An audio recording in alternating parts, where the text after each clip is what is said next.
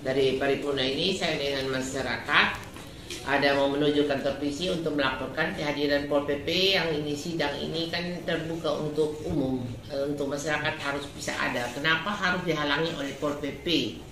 Berarti ada terjadi sabotase untuk jabatan ketua DPRD dengan sengaja dan benar untuk menghalalkan segala cara untuk mengambil jabatan ketua DPR yang sah dan benar.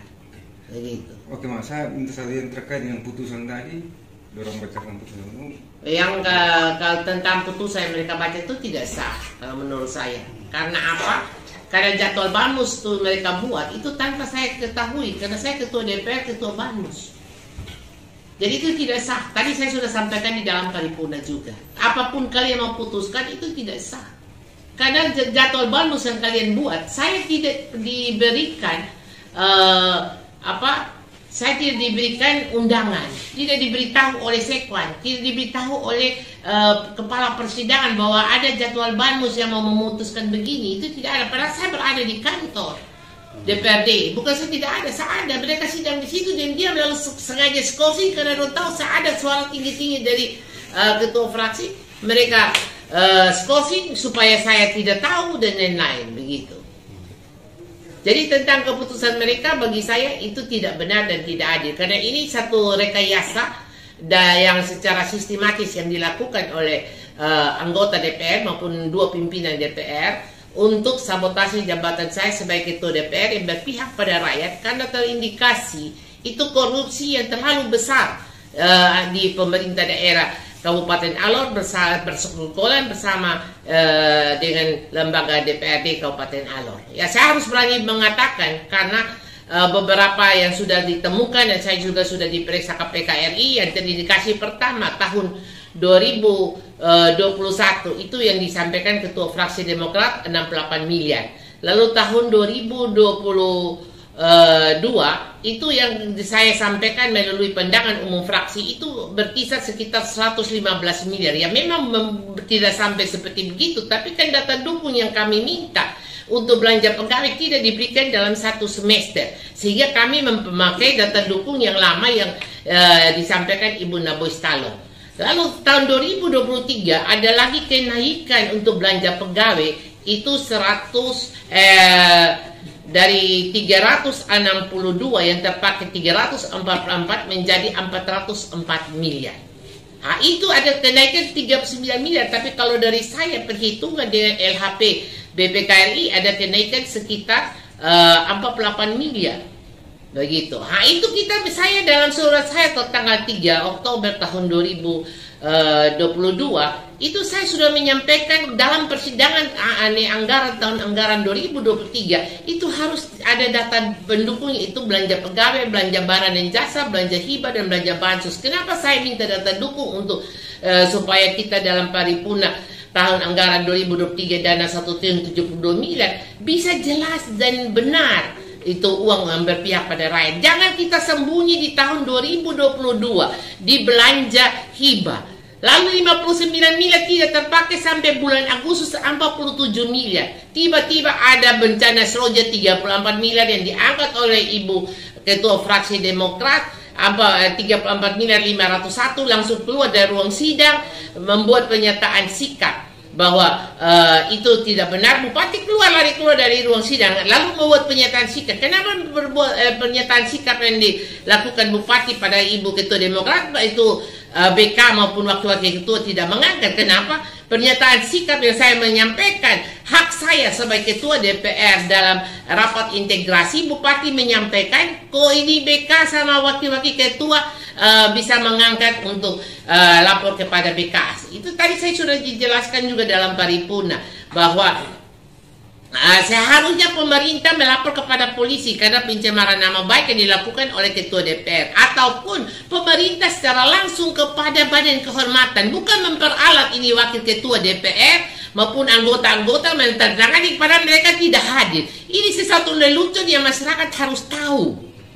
Lelucon, sangat lelucon. Masyarakat harus tahu kok bisa pemerintah, dan saya sudah pada tanggal 24 Oktober padahal sebenarnya itu tanggal berduka bagi kita masyarakat Alor karena tanggal kejadiannya kapal Cantika yang terbakar. Tapi begitu pemerintah masih membuat satu surat dan DPR tidak melihat kondisi masyarakat yang dalam kondisi berduka masalah kapal terbakar, tapi mereka membuat satu rekayasa untuk bersama-sama dengan Wakil Ketua Julius Mantaun, Wakil Ketua 1 Julius Mantaun, dengan itu 15 anggota DPR membuat rekayasa untuk pengaduan kepada Badan Kehormatan. Lucunya lagi, Wakil Ketua 1 dia minta disposisi Wakil Ketua 2 ke Badan Kehormatan.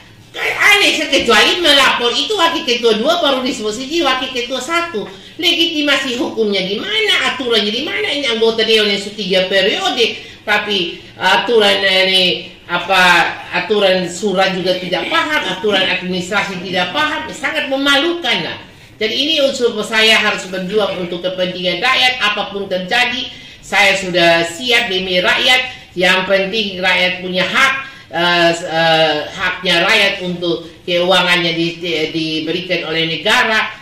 Itu harus betul-betul untuk rakyat. Kalau tidak, sehingga saya tadi di dalam paripurna juga saya sudah menyampaikan bahwa saya minta dalam kondisi yang rapat integrasi sampai saya disolimi pemaksulan terhadap jabatan saya sebagai Ketua DPR, maka saya minta supaya KPK harus segera, tim KPK hadir di Kabupaten Alor supaya saya bisa membuktikan apa yang saya sampaikan bersama Ibu Ketua Fraksi Demokrat. Benar tidak berapa banyak uang yang disembunyikan, ratusan miliar. KPK kan hanya 1 miliar sudah bisa datang tangkap orang, di mana hanya berapa puluhan miliar atau ratusan juta bisa tangkap. Ini ratusan miliar datang, dan saya bisa siap membuktikan untuk kenyataan bahwa dana untuk rakyat ada sekian ratus miliar yang diselewengkan. Ini saja yang dapat saya menyampaikan supaya masyarakat semua tahu saya tetap berjuang dalam segala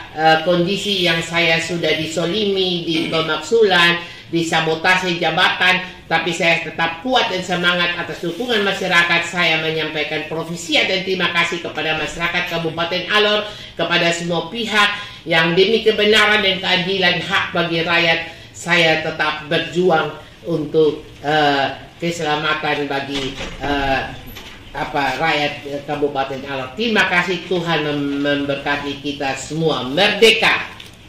Satu lagi terkait dengan langkah hukum TUN itu sudah berjalan ya? Iya. Saya cuma menjelaskan sedikit. Iya. Tentang langkah hukum sudah berjalan. Yang pertama, laporan ke Polda NTT tentang jadwal palsu, yaitu yang dilakukan oleh Wakil Ketua 1 dan Wakil Ketua 2, karena jadwal yang mereka buat dalam pembahasan tahun anggaran 2023 itu mereka rapat dalam rapat paripurna internal. Itu tidak ada di buku tata tertib DPR pasal 51 ayat 2. Rapat paripurna itu harus sesuai dengan jadwal Banmus. Begitu pula di pasal 99 ayat 3 itu juga rapat paripurna kalau mau merubah jadwal itu harus di dalam rapat sesuai dengan jadwal rapat Banmus. Begitu.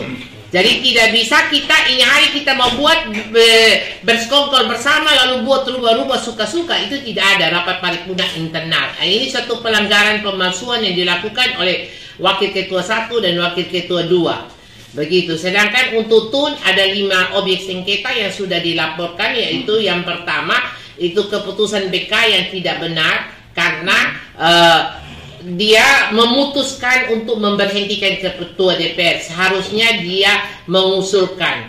Dan yang dia putuskan itu juga salah alamat, karena yang melapor itu adalah Wakil Ketua 1 dan anggota. Seharusnya yang melapor kepada dia itu harus pemerintah daerah, bukan Wakil Ketua 1 yang tidak berada di ruang sidang.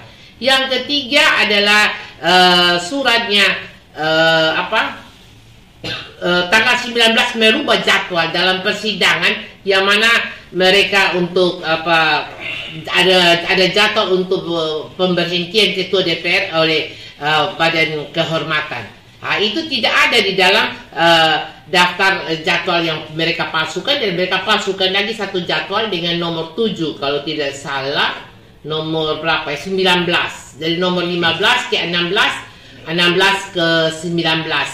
Dengan mereka memperhatikan jadwal tanggal 15, seharusnya mereka memperhatikan jadwal tanggal 16. Jadi copy paste salah. Itu juga saya merasa lucu karena semua kerjanya tidak benar, akhirnya semuanya terombang-ambing dengan administrasi yang sangat tidak masuk akal lah. Yang ketiga yaitu surat sekda untuk mengosongkan mengosongkan rumah jabatan ketua DPR maupun mobil harus dikembalikan. Itu tidak ada, kecuali ada keputusan resmi dari gubernur, karena saya ini hak protokol itu melekat dari keputusan gubernur untuk saya jadi ketua DPR yang disahkan oleh ketua pengadilan negeri Kalabahi. Jadi kalau mau tidak jadi ketua DPR pun harus ada surat keputusan gubernur, baru bisa surat sekta itu bisa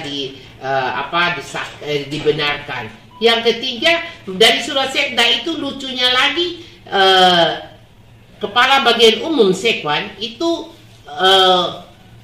seharusnya surat Sekwan dulu baru surat sekda. Ini surat Sekwan merujuk pada surat sekda untuk mengosongkan. Jadi double tumpang tindih surat administrasi ini sangat ada di lembaga dewan yang terhormat ini. Jadi itu yang ada di TUN, ada 5 objek sengketa yang sudah dilaporkan, yang TUN-nya akan berlangsung tanggal 10 Januari 2023 di Kupang. Berarti sudah diterima ya? Sudah diterima. Itu kita punya luar biasa, puji Tuhan. TUN itu data-data kita administrasi semua lengkap, sehingga hari pertama kita kasih masuk, lalu kita verifikasi, besoknya sudah keluar nomor 73 untuk TUN, dan kita sudah membayar biaya TUN semua. Dan yang terakhir ini, hari juga saya bersama masyarakat yang ada ini semua, bisa bapak-bapak udah lihat, mungkin berdiri di belakang sini saja bapak-bapak semua. Silakan. Jadi kita akan ke kantor polisi. Yang pertama, laporan itu terhadap Sekwan. Masih biar kita jangan ini satu lagi. Seberapa besar keyakinan Mama untuk menang di TUN dengan kasus ini? Kalau untuk kemenangan di TUN, saya yakin dan optimis menang semua. Karena memang tidak jelas administrasi yang mereka buat itu, tidak jelas. Apapun yang ada embel-embel segala macam, main belakang apa itu, saya rasa hakim-hakim di pengadilan TUN itu orang yang profesional dan benar. Bukan seperti laporan yang kita lapor di kantor polisi Kalabahi, sampai sudah puluhan laporan sampai sehari ini satu pun tidak diproses. Sudah. Ya, harus tulis benar kok. Ini memang TUN profesional. Apa lagi? Siap. Lalu ini lagi, hari ini juga kita dari sini kita ke kantor polisi untuk melapor, karena tadi saya waktu masuk di ruang sidang itu tidak ada di sini tulis papan nama, tidak ada ketua DPR. Untuk saya dari rumah saya membawa, karena saya sudah ada pilih, saya membawa, lalu saya tempel di dos tisu. Saya tempel dos tisu, Sekwan ambil lempar di depan muka saya. Itu sudah pelecehan terhadap harga diri dan martabat jabatan ketua DPRD di dalam ruang paripurna. Sehingga itu saya hari ini juga bersama masyarakat saya akan melapor Sekwan, dan juga Sekwan sudah 2 bulan tidak membayar hak saya sebagai ketua DPRD, yaitu rumah jabatan yang saya tinggal berupa itu listrik, itu seperti lalu ditulis bapak wartawan itu mereka sering buat begitu, jadi listrik dengan wifi maupun kebutuhan lain, pembantu, sopir, ajudan itu tidak disabotase juga oleh Sekwan, maupun apalagi perjalanan dinas saya untuk ke Jakarta 2 kali juga saya sudah minta untuk konsultasi ke KPK maupun konsultasi ke Kementerian Dalam Negeri, tidak diberikan. Lalu kunjungan kerja saya ke masyarakat itu ada beberapa kali, ada 3 kali yang saya minta untuk diselesaikan, tidak, karena saya kunjungan ke masyarakat itu juga saya ada dana untuk saya membantu masyarakat dalam kegiatan-kegiatan yang saya mendapat undangan. Itu juga dilaksanakan sehingga saya pakai uang pribadi saya untuk menyumbang kegiatan baik di Abal, di Atu, di mana lagi ATM, begitu. Dan terakhir yang di Alor Selatan itu juga tidak diberikan pada itu untuk ketua DPR, tapi dia memberikan kepada wakil ketua. Dan saya sudah tanya kegiatan di Alor Selatan, ternyata wakil ketua hari juga tidak memberikan bantuan kepada masyarakat dari hasil kunjungan kerja. Itu kan ada terselip dana yang cukup besar untuk kita juga bisa menyumbang kepada masyarakat pada hari kita kunjungan kerja untuk kegiatan atas undangan tersebut.